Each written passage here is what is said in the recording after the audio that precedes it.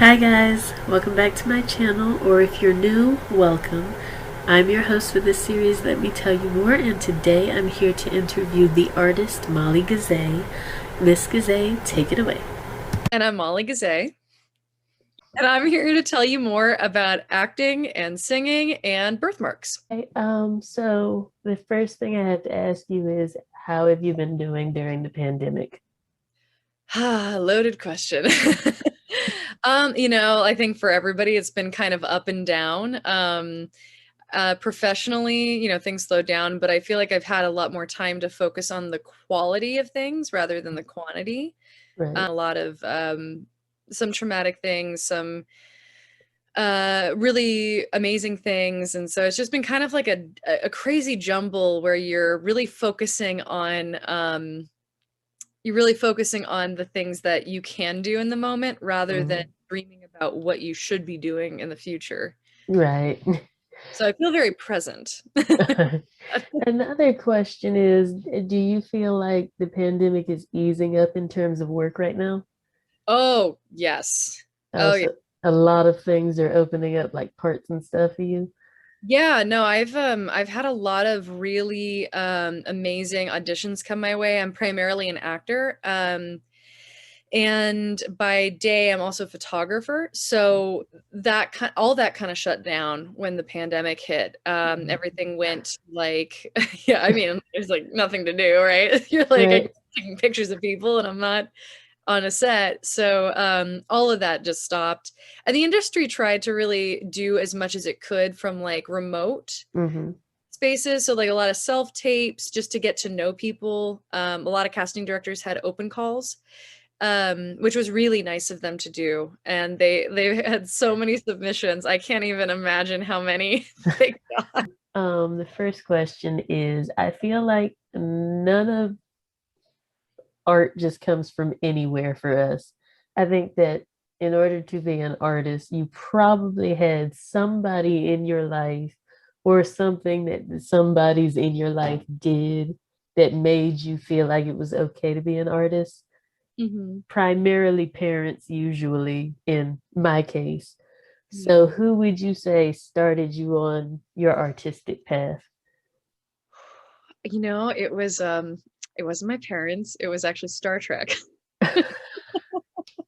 I know that sounds crazy, but I my parents really were encouraging for me to like sing and act, but I don't think they ever thought that I should do it as a career. Um, Understandable. which makes sense. Like it's Yeah. scary for your child to be like, I want to be a singer, and it's like, no. Like, You're like, because all you can see is they're going to be homeless. yeah, it's like they're not going to eat, and they're going to be taken advantage of, and all the horror stories you hear. Right. And, so my parents wanted me to become a lawyer or a dentist, because I was really good at arguing my case. Um, so they thought that would be perfect for me. But it was actually watching Star Trek. I watched a lot of Star Trek when I was a kid. I was homeschooled until I was in Oh, sixth. me too. Yeah. I Oh yeah. totally understand that. So like sometimes your outlet is just like TV, to the real world. Yes. Literally, it is TV. Yeah. Like I watched Bill Nye the Science Guy when I was a kid. Like that was my science class most of the time. And then when they want to turn it off, you're like, but those are my friends. Yes. Oh my God. Yes. So true. And that's how I felt about Star Trek. I was like, this is my thing. Like, this is my jam. And Hmm. I saw like so many strong women and I saw so many strong people. And I loved the concept of like, like everyone working together on a ship Hmm. and, the adventures they went on. And I thought maybe at first I wanted to be a scientist, but then I quickly realized scientists don't get to go into space like that every day. And I was like, oh, okay, it's TV. I want Right. to be in TV. Right. So, yeah, it was actually Star Trek that made me really want to be an actor, and really be a part of something that I thought would be special and would tell people about other worlds and other civilizations and how to work together and be united, basically. I understand. Yeah. Okay, so for people who don't know you, and haven't seen your work, Can you tell them just like some basic things about you? I'm Molly Gazay, and I'm originally from California. I'm one of six kids. I was clearly homeschooled until I was in like sixth, seventh grade. And Mhm. I will say this, going into public school in the sixth, seventh grade years, Mhm. not a good idea. Not a good idea. Kids are so mean. And it is like the time where people are starting to like figure out who they are. And Right. it's like that's like throwing like It's a a mess. it's a mess. It's It's like a painting mess. the walls with like your own Mhm. blood going, I don't know what's happening. Um, and so yeah, and then I started, we moved around a lot when I was a kid. So I didn't really get to go to a lot of schools that had like drama departments or anything. So I didn't really start acting until I was in my senior year of high school. Mhm. And before that, I'm one of six kids. So I would tell my siblings all these different stories that I would see on TV or read in books. So I was always acting it out for them. And it Right. was kind of like, I guess, my first intro to acting. It's like story. And it is, I mean, it's bottom line, it's storytelling. Hmm. And then when I was in high school, my senior year, I got cast as this old woman Hmm. whose husband was obsessed with green hills. And Okay. I had the privilege of like walking on stage like an old lady and handing these people this book that my husband took all these green hills. And that was my first intro to stage acting, which was kind of fun. Because it was very character actory and I love doing character actor stuff. Uh, Hmm. and then from there, and I am telling this, I am saying this because there's like a point to the journey. It's Right. like I did a lot of stuff. And you do a lot of stuff and you live a lot of life. And so from high school until college, I did like I was Curly's wife and Of Mice and Men. I was what else did I do? Oh, I did like Jekyll and Hyde the musical when I was I had left college. I didn't graduate college. I left college to go be a professional actor in San Francisco in Tony and Tina's Wedding, which is an Hmm. interactive dinner theater that they had there. Hmm. And I did that for 2 years. And that's it was cool, but it was kind of crazy because everyone was just like in their 20s and nobody knew what they were doing and everyone was drinking. And it was literally like a party every night. Right. And it's in San Francisco. So it's just like, woo, party, Mm. party. And after I did that, I did Jekyll and Hyde, the musical, and I played Lucy, for anyone who's a musical theater person. And I played Maureen in Rent, for anybody who, Oh, cool. yeah, I got to show my butt off on stage and kiss beautiful women. It was fantastic. And then what else? Oh, and then after that I had like a run of doing, community theater and I started to learn that I enjoyed writing music. So I started becoming a singer-songwriter and got into the scene there. And eventually I met my husband and we met on OK Cupid.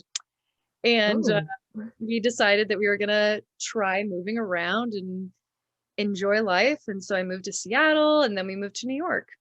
And here I am. And I'm 35. And they say it takes about 10 years to hmm. really like get your foot in a place. And I've been here for about 6 now. Hmm. So moving on up. And all that experience though really helps me with the things that I'm doing now. And I'm getting a lot of auditions for network shows. Hmm. Just had an audition for a Netflix movie. Oh, Um, cool. yes, I won't say any more, and I just got a call back for something else. So it's just, like it takes a long time. And it also takes a long time, I think, for you as an artist to find your voice and Hmm. what you're willing to do and what you're not willing to do. And also just to kind of like live life and experience life so that you're not coming in with a blank page. Right. You're coming in with the color of the world that you've been in. Okay, can I ask another question? Because a lot of people think that arts might be easy. Can you tell them like how many times you've heard the word no? Oh. um, If I had a nickel for every time I heard the word no, I'd be a millionaire at this point. And I think that every artist is probably would be a millionaire if they had gotten a no. Arts are not easy. And I know that it's so funny that, I've had some people in my life who are not artists who've asked me like, "Oh, so you got that audition for HBO, but do they pay you for that?" And I'm like, "No, it's just an honor to audition." And they're like, "Okay, so you memorized a 5, 6 page scene, traveled downtown, waited in the lobby, did the scene, left, got back on the subway, and went home, and you didn't get paid for that 5 hours that it took." And I'm like, "No, just a pleasure of auditioning." So yeah, no, it's not easy. And you really have to love it. And you really have to feel it every time you're doing something, you gotta feel it, because if you don't feel it and it's not bringing you joy, then there's really no reason to do it. Right. Go do something else. Get a normal paycheck, because I don't get a normal paycheck. Right. Yeah. So, So why acting for you? so there is a big thing about asking what your why is. And I think I've always known that I want to make people feel less alone. Hmm. And I also want to be a part of telling stories that teach other people about someone that they may not understand. Right. And there's a huge issue right now with people playing villains and them getting harassed. Like, a lot of actors right now are getting harassed, or they have been getting harassed, because there's this separation of reality with Mhm. viewers. But I love the villain. I think that the villain is the most colorful part of a story if they're written right, because there's a reason why that person is a villain. And most of the time, that person is not a villain to somebody else. Mhm. So, villainizing somebody for the sake of them being a bad guy, to me, always felt off. Mhm. And I love when a movie or a TV show showcases why the person may be perceived as a villain from this perspective, but on this end of the spectrum, that person's either a hero, or they're doing something for somebody else. They're doing it for a family member. They're doing it for a clan. They're doing it for a group of people, and what the different perspectives are, so that we can kind of have a bigger, broader picture of why someone is the way they are. And I've Right. always loved that about TV. And I think that it helps us feel less alone when you can also see yourself on screen and go, "Oh, I'm not the only person who believes in imaginary friends," or I'm not the only person who finds that funny," or "I'm not the only person who's been through something like this," because it's based on a true story or true events, or you're seeing it projected to you. And it's Right. almost like a part of your soul being revealed. And I think that that's such a beautiful thing to be able to experience, and then also give to somebody who may need Right. it. Right. But you also do singing and songwriting. I do. You do a lot. Which one do you prioritize the most? Acting. Okay. So I is love that singing, but acting is so that's my acting remains number one? it always has. And I feel like they they go hand in hand. And I'm starting to get back into singer-songwriting. I just did an interview for First Glance Film Festival last night for a movie I wrote the theme song for Mhm. and performed in. And it made me miss singing and performing. And I was like, "Oh, I really love that." But I think I prioritize acting. Acting the most. Yeah. I think I understand it a little bit more than the music world. The music world to me is like I'm like I have a A best whole friend. nother. Yeah, I'm like I have my best friend who's like who's a musician, a singer-songwriter, writes incredible music. Her name is Christine Javon. Mm. And I love her stuff, and she's totally immersed in that world, and I'm like, please tell me more because I literally do not understand it. Right. If you could be in any movie, which one would it be? Ooh, can I make up a movie or does it have to be You can make it up to. okay. And who would be the stars of it? Okay. So I literally thought about this the other night, which is really weird you're asking this question. Because I was like, if I could create a movie or a TV show, what would it be? So I thought that it would be really cool to do I was actually a series, like a TV series, but I thought it'd be really cool to have like a TV series about a woman who's a therapist who starts to develop split personality disorders. And Ooh. yeah, and I would want the main character to be Lucy Liu.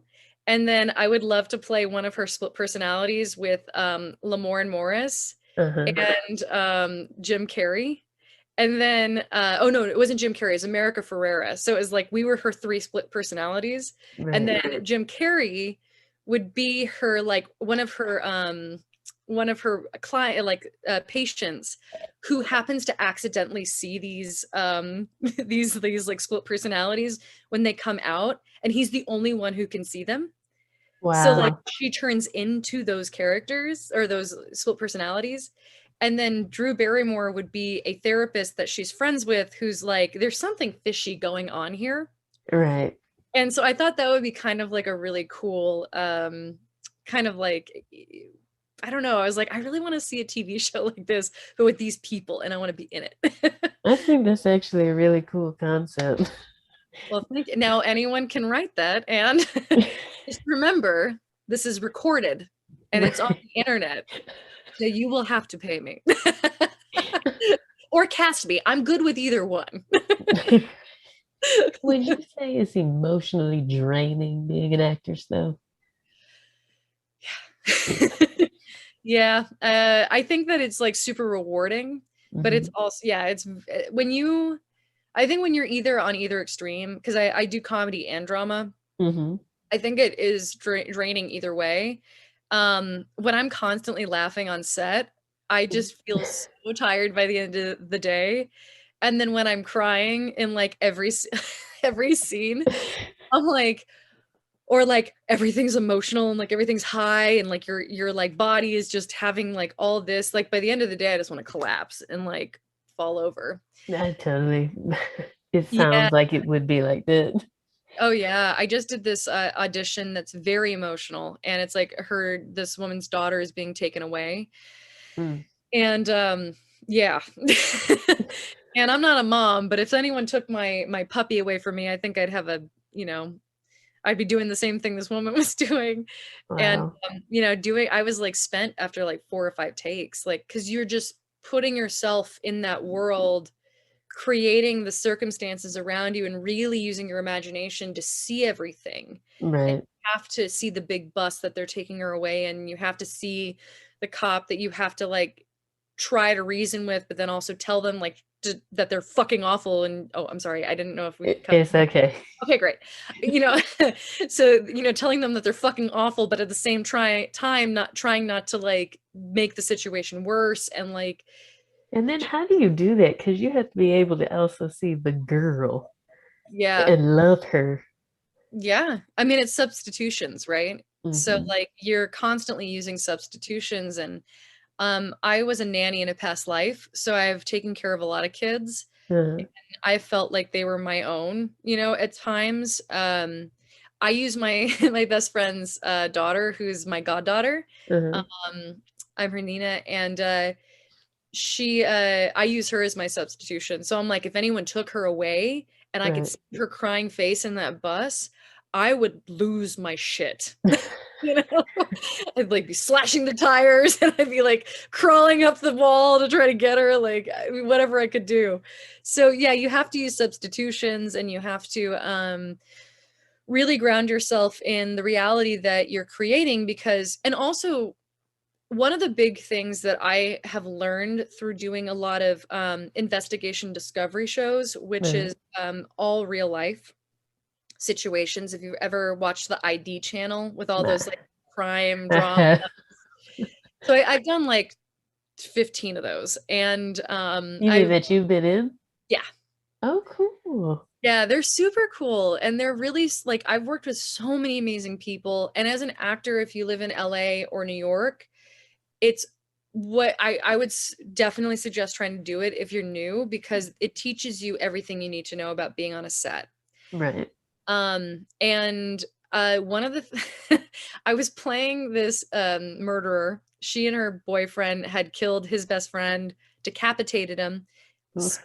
scattered his body parts around the area, and you know, they were just not good people.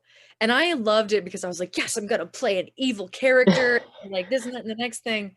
And then I realized when I watched the show, I was like in tears because you're watching the real Right. people who've Mm-hmm. gone through this, and you're like, oh, she was the bad guy, Right. a terrible, horrible human being. And, you know, I didn't feel good anymore.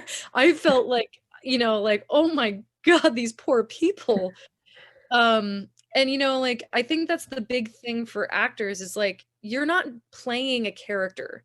You're Mm-hmm. playing a real person with real emotions, with real people that they're affecting, and the people that they're around are they're, you know, the people that are in their lives are affecting them. Mm-hmm. And you have to really remember that like it is as fun and exciting as it is, It's real. it's real.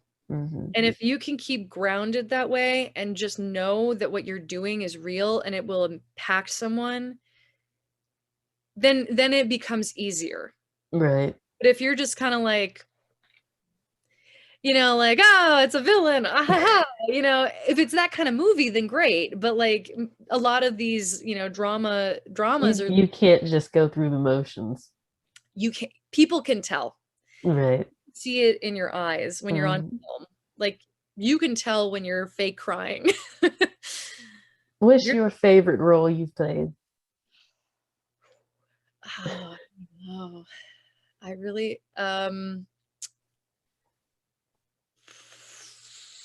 okay, for stage, I really loved playing oh, it's like Lucy or Maureen. I really loved playing both of them.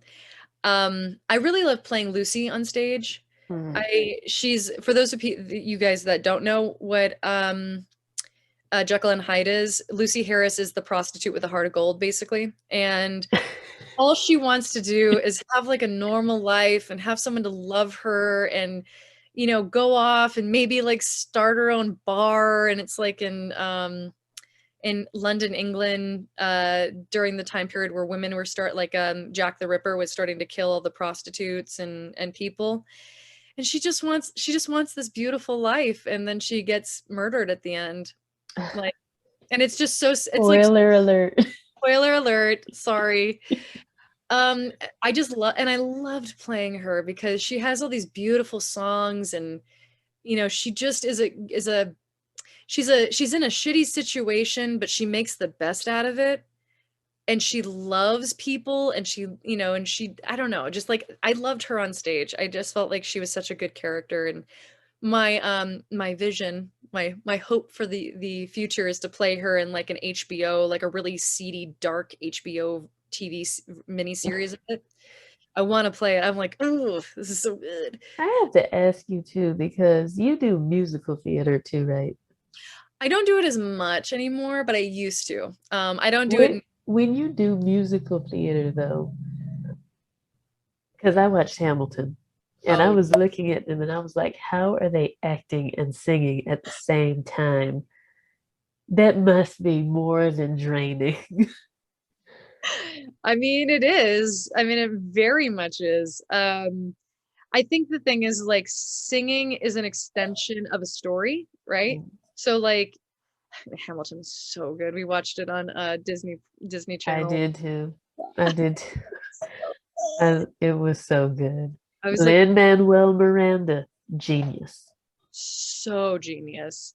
I know I was we were watching it at my my parent-in-laws. And Your in-laws. Like, what's that word? And I'm like the only one. When I hear certain people sing, I will start to cry. Like, Yes, right? yeah, it's just like Oh because my you can God. feel like the The emotion. yeah, and singing like musical theater is just another extension of acting. I'm gonna be honest with you. I cried at the very first song. Oh Like my gosh. I didn't even make it to the middle. Yeah, I no. I heard that I was like, they're talking about me. Oh yeah. Oh, I know. It's just so good. Yeah, it was. Like a piece of oh, have you seen him in Drunk History talking about it? No, I didn't watch that yet.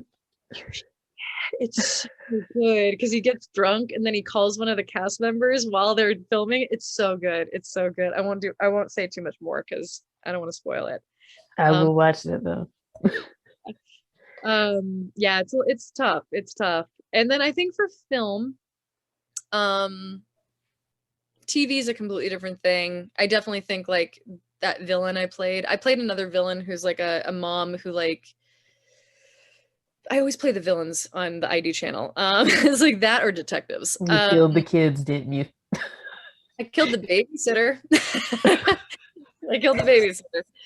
I got the babysitter. I didn't kill the kids, but she beat the kids mercilessly. I know it was horrible, but I really enjoyed playing it because it tapped into like a part of me that got to tell the story of the children who had been abused. And I got to watch some of the interviews while we were in production. And I loved it because I got to see what the pain that this woman had caused these children and really hear it firsthand so that when I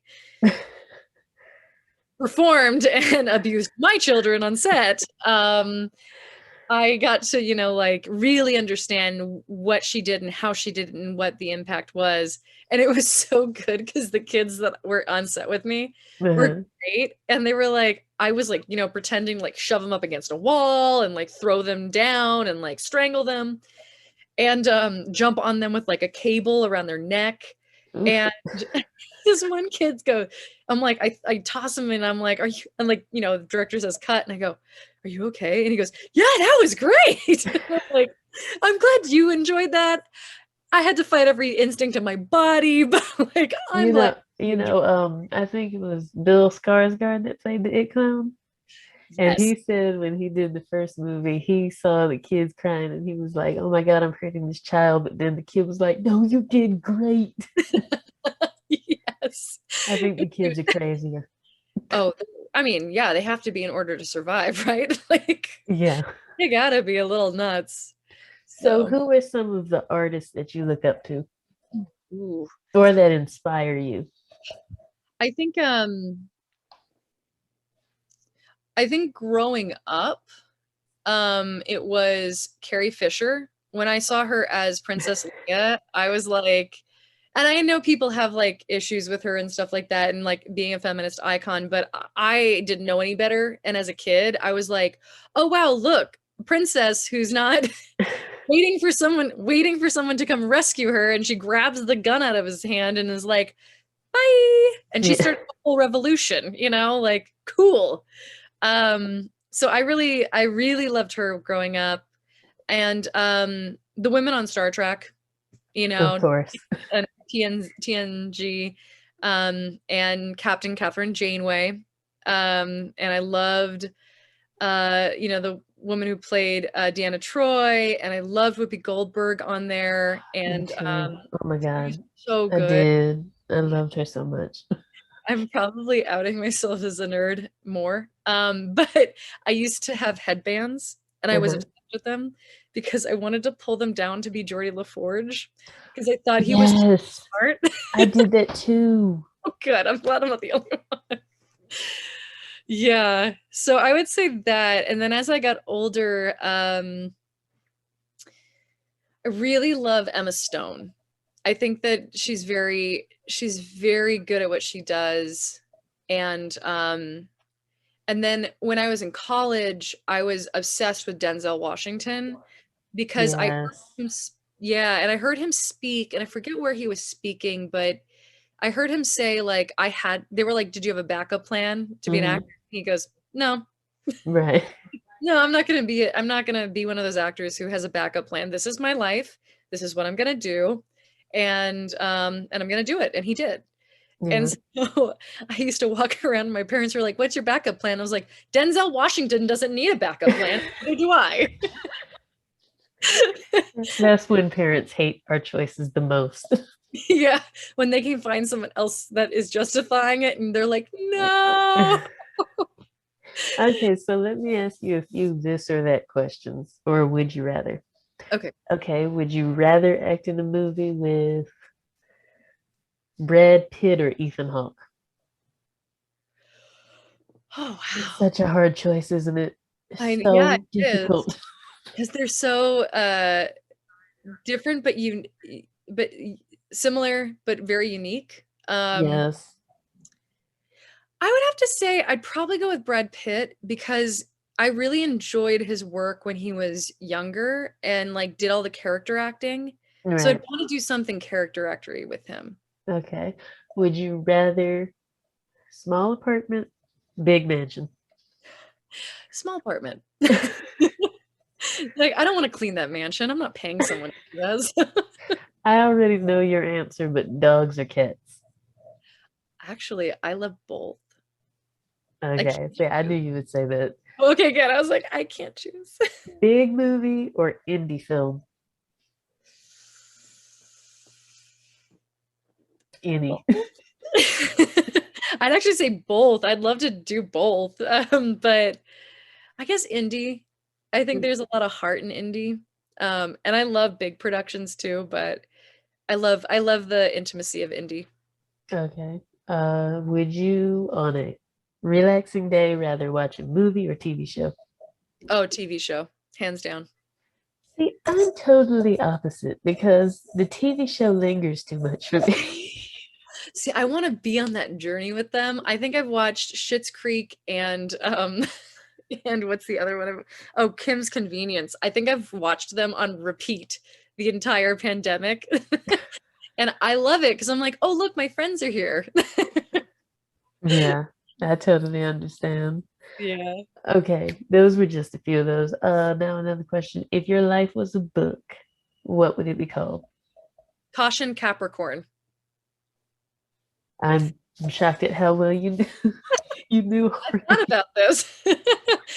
Uh, No, I don't know. I've also thought about like the Gypsy's Lament as like another title, but I've been asked that question before, so I kind of get to cheat a little bit on that one. ooh, tell me about the Gypsy's Lament. Tell me about the. So before found out that gypsy is actually a very derogatory term, so I don't use it anymore. My family on my dad's side are circus performers, and my mom's side are Irish travelers. Oh, And Irish cool. travelers are kind of like I wouldn't be able to say travelers to someone in America and have them know what it really means. But it's kind of like what people think gypsies are. Okay. They're like the natives of Ireland who've been displaced from, and just like it's a whole thing I'm starting to learn about. And on my mom's side, I have a lot of that. So I always thought it would be interesting to write something because I grew up moving around a lot, because I grew up with my mom doing a lot of the Irish traveler traditions, which are like you don't go to school after a certain point, and there's like all this stuff that goes into it. Oh, And wow. yeah, it's kind of like an old school, and not every traveler is like this anymore. It's becoming less and less common for people to Is that why you were homeschooled? yeah, sort of. Oh, There's a it's a deeper story. It's a deeper story than that, but I think the basic premise is that, Mm. kind of like keeping you out of the mainstream. And yeah, when I got when I started researching, and there was like I don't know why it came up on YouTube, but I looked it up, Mm. and or it came up on YouTube, and I started watching this documentary on Irish gypsies in Ireland. I literally looked at the documentary and went, "That's my life." Like homeschooled, like I was taught to cook and clean and like take care of the younger children and like get a job and not go on to further my education and like all this stuff. And it was like, very similar. Like almost Or identical. are you the oldest? I am. Oh Lord. Yeah. You didn't get the babying. No, no, I get babying now from my husband, so it's like I'm very spoiled now, but like no, I didn't get any of that. It was like out of the womb, okay, here's a couple more. Let's clean the house, let's get this stuff ready. If they do something wrong, you do something wrong. Like that was my life. Right. So yeah. So So was your father a performer or just his family were circus performers? his family. So they were European circus performers, Mm. and we actually have a book called the Circus Freaks and something else, and I found one of my ancestors in it because it was really uncommon to have any photos of anyone in the circus, or even like travelers. There's not a lot of historical information that I have. So I have a book with a picture of a guy named the Great Gazay, Uh-huh. and he is sitting on a stool with no arms, and he's writing his name with his foot. And he was a Wow. circus freak that people used to come and see. And then there's recently we got another picture of the Gazay brothers, which were trapeze artists in the circus. Wow. Yeah, and they were the ones who came to Canada and came into America. um I don't like around I don't know. There's so there's like different sects of my family. So anyone with the last name Gazay, I'm related to. Uh-huh. But there's like one brother that went one place, and then there's another that went another place, and then got in trouble with the law, and then kind of like went all over. So we have like family members who are like like on the East Coast and West Coast, and in like India, and in Wow. France. Yeah, and then I have what is it, in parts of Africa, and then Romania. So there's like all these different, because they're circus traveling performers. Right. I have so many family members that are completely spread out that Yes. I am definitely related to, because our clan is so small, but I've never met because, they're in like literally all over the world in these small little pods. Right. Oh, and we have to talk about one thing up here that we did not talk about, yes. I mean, yet. Birthmarks. Talk So to me about it. there's my birthmark. Yeah, birthmarks. I almost forgot about that. Thank you. Yeah, I have a birthmark. I have seven. Tell the viewers like why, because I know that you've been told to get rid of your birthmark before. Why do you keep it? Well, I keep it because it's a part of me, and I don't like being told what to do. So, but yeah, no, I grew up with it. I never really, I think because I was homeschooled, it didn't really, It it was, didn't bother you. yeah, It it was wasn't just an issue. you. Yeah, Right. it was a part of my identity. And then when I went to public school, it became this like really weird thing where all of a sudden people are asking me if it's a hickey. Um, oh, I have a great story. So this, Tell me. I was in the library when I was in like seventh grade. I think I started like a month before sixth grade ended or something, because I don't remember sixth grade as much. But it was like seventh grade. I'm in the library. I'm like, I was what we would consider a chubby child, and because I didn't know about calorie intakes, and, and I understand. yeah, you're like, I can eat a block of cheese. That's fine. But so I was sitting there and like trying to read a book and trying to do my stuff, and these kids, I could see them like staring at me from across the room, and I'm like, I'm like, the only like socialization I had had at that time was like the kids on my block and the Disney Channel. So I thought like I'm like, oh, I'm the nerdy girl who they think is pretty, and maybe they want to be my friend. Like, Oh Lord, you were in for I was. And so this guy comes over to me and he's like,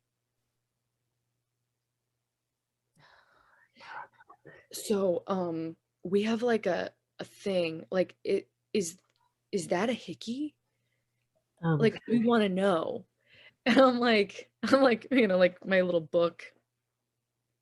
What's a hickey? And the guy looks at me and he starts cracking up. And he goes, guys, it's not a hickey. She doesn't even know what a hickey is. And the entire library is hearing this. And I was mortified because wasn't that I was mortified that they thought it was a hickey because I didn't know. I was mortified that I didn't know something. Right. And I was like, no, another thing I don't know. Like, so it was like a lot of that. And then as I got into the world, I would have people stop me on the street and go, this one woman was so sweet in San Francisco. She's like, oh, honey, don't let him do that to you. Like, why are you letting him do that? Like, do you need help? Like, there's like these, Wow. and she was so sweet and she walked with me for a block. And I eventually was like, I don't know what she's talking about. And then it dawned on me that I was wearing like a shirt like this. And so she thought I was either being beaten or that he was doing all these hickeys. And I told her, oh, it's a birthmark. And she goes, oh no, I'm so sorry. I was like, it's okay. It's totally okay. And I had kids tell me like, if you didn't have that thing, I wouldn't, I would be friends with you. Like I had, Wow. yeah, I had like a, what are they called? Security guard say that if he thought it was jelly and he wanted to lick it off my chest. It was, like there's some really, I have Just stories. weird people. There's some weird people. And, I've recently become a part of a larger community of birthmark people on Instagram. And it's been fantastic. There are so many people who are really changing the dynamic of what beauty is. Right. And I want to be an I was talking to a friend of mine and she's like, it sucks that you have to be an advocate for this kind of stuff. And I'm like, yeah, because like, when you watch, I watch movies where I'm like, oh, that person has a birthmark, but it's a part of a narrative that says that there's supposed to be something wrong with them and that Right. shame. Yeah. And Yeah. I've never been ashamed of it, like literally ever. And I feel like a lot of that shame about our bodies, whether it's like our weight or our physical appearances or having something uniquely different about you is like, or your personality just doesn't blend to something. I feel like it's all very toxic because we're not getting the Yeah. picture and just making somebody something rather than it being a part of you. I feel like Right. not a good thing to do. But I do have a couple more questions. Like, do you have any projects that you're currently working on? And if so, is there anything you can share about any of those projects? Yes. So, I am currently writing like three things. Yes, I'm writing one is two are TV pilots, one is a web series. So the two TV pilots, one is a comedy and it's called The Imaginaries, and it's about what happens to your imaginary friends when you no longer need them. Oh my God, I love the idea. That's Yeah, genius. super fun. That's so genius. Yeah, it's it's a long story that I wrote. My friend and I were writing it years ago. And then we had a falling out over just like random, Something. yeah, something dumb. And then she reached out to me like last year, I think, and was like, hey, if you want to just chat. And then we were like, okay, and like people sometimes need space away from each other, come back She together. tried to write that thing by herself. She was like, no, I can't do it. Oh, no, I don't think that was it, but that'd be funny, right? It's like, no, it was just one of those things where we were both in a very toxic place because of not dealing Right. with our own issues. And then Right. we separated for a little bit, grew up, just enough, not too much, and then came back together. And it's a much better relationship, and I'm really happy to have her in my life. So we're doing that. And Okay. then I'm writing a drama, a TV drama about women in the industry the entertainment industry, who are not famous, who have been Right. sexually abused, Oh, and how the industry leaves those types of people behind. Um, yes. because like like it's And they hard. do. They really do. And it's Yeah. hard enough, like as a woman in the industry who has a name to speak out, I can't even imagine and I can't even imagine what it would be like to be a woman who actually I can't imagine what it's like to be a woman in the industry who doesn't have a name, who has something happen, and like what do you do? What's the resources? So I'm really excited about that piece as well. Um, Right. and then I'm writing a web series that's based off of a short film I did in quarantine called It's the Little Things. And it's about a vegan wannabe celebrity chef who all she wants to do is cook, but everybody else around her is all about the marketing. And she just wants to do the art. Yeah, it's like, I just want to do the art. And it's like all this business shit. And you're like, oh, but Yeah, why? I think that's very cool. You take the vegan wannabe chef Yeah. as the artist that wants to be an artist. I think that's brilliant. Oh, thank you. I'm Has excited. have you ever written any pilots and stuff and they got picked up by anybody? Not yet. I've written a lot of short films, and a lot of them have been in film festivals and won awards. It's the little things I've actually gotten awarded Best Actor. And my sister was in it, and she just got her Best Supporting Actor role. And we've won a bunch of Best Comedies, and yeah, and then I have like a bunch of other films that I've gotten done, but no, this is my first experience in pilot world Hmm. and navigating how to the business aspect of it, versus the creative part of it, which, I am currently in classes to learn. Oh, real quick, another question. Um, have you ever met any big actors? Yes. Can you tell any of who it was? So,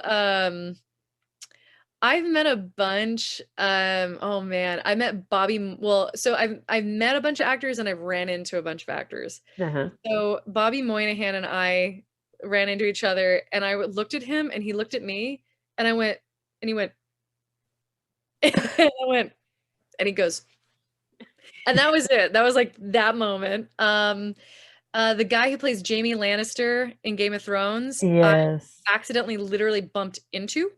And he was coming out of like a studio in downtown New York. And I like bumped into him, like, oh, sorry. And I was on my way to a callback. And he goes, I'm like, oh, wait, I know who you are. And he goes, and I went, you having a good day? And he goes, mm-hmm. And I went, okay, cool. Nice meeting you. And he goes, you too. And he got into his car, and he looked like he was so scared that I was gonna fangirl out.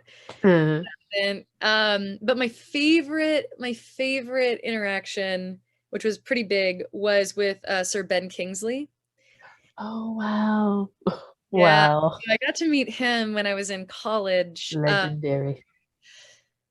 Like just an amazing artist, and my experience with him was so cool. I was a film runner for a film festival in California called Cinequest. Uh-huh.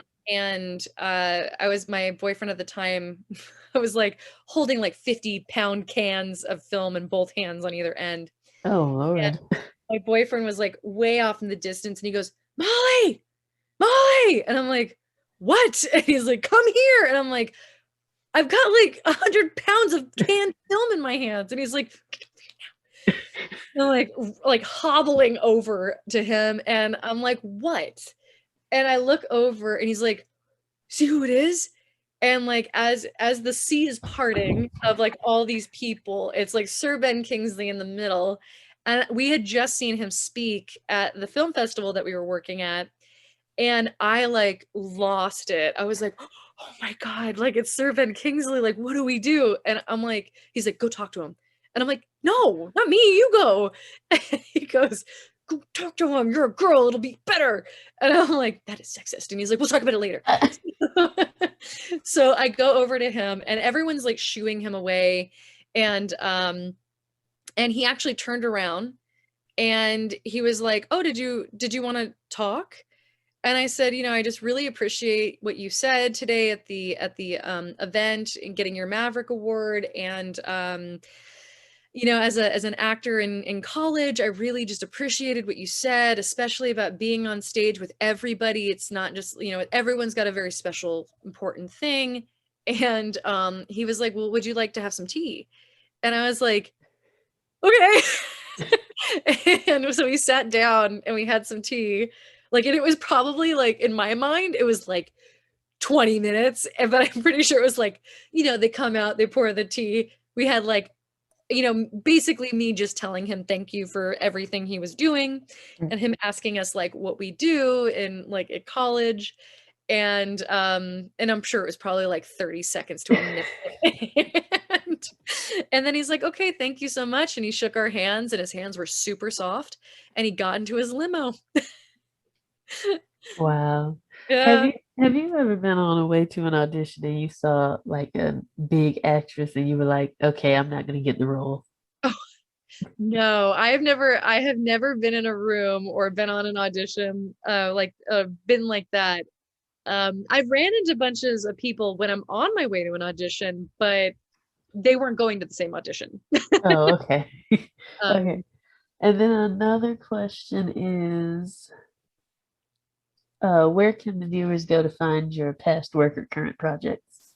yes. So you can go to mollygazay.com. And that's pretty much the hub for everything. You can also follow me on Instagram at Molly Gazay Official. And my last name is spelled Gazay. I was about to ask you to do that for the Oh, good. I already got that in there. And then what advice would you give to struggling artists out there who may be watching this interview? Oh, um, I think the most important thing is if you don't love it, don't do it. If you love it and it's something and if you need a break, take a break and be yourself. And I think the biggest lesson I've learned, um, the more you get to know yourself, the more you start to understand yourself and you give yourself the space to be you and not what other people want you to be, which is so hard and it's so much easier said than done. And trust me, I have been through a lot of therapy the last year to figure that out and, you know, crashed and burned and been in a gutter at 3 a.m. in the morning crying because I was hungover and, didn't know what I was doing with my life and like, sleeping on park benches. Like, Mm. everything that you do is going to lead up to you figuring out who you are. And you getting to know yourself is the most important thing as an artist. And know what you are willing to do, what you're not willing to do, what you're willing to stand up for. Because if you don't have a strong foundation in your own being, people will take advantage. And also very much beware of snake oil salesmen. And what I mean by that is if someone tells you, "I'm going to make you a star, kid. All you have to do is sign up for a class for $500,000." Don't do it. You are the product. You Right. are the person, as I used to say when I was growing up, because Grover on Sesame Street said he was the person. I am the person. You are the person. And be gracious, be thankful, be happy with what you're doing, but don't let people take advantage. And don't let people take advantage of your friends. Well, thank you, Miss Molly Gazay, for being on this channel. And thank you for watching. And I hope that watching this interview inspired the artist in you. Have a good one. Hi, everybody.